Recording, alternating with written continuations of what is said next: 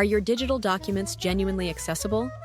If you work in government, healthcare, education, or any organization that serves the public, you're required to meet Section 508 compliance.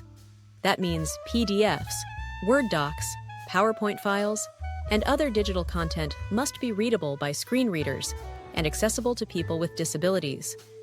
At Iterators, we specialize in document remediation that brings your content into full compliance with Section 508, WCAG, and ADA standards, without compromising formatting or branding.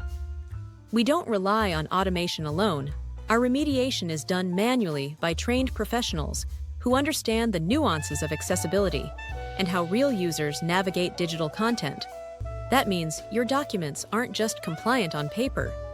They're usable and practical for everyone.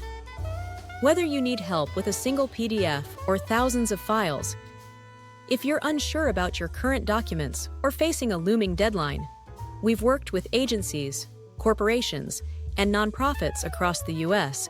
to make their documents accessible, inclusive, and legally compliant.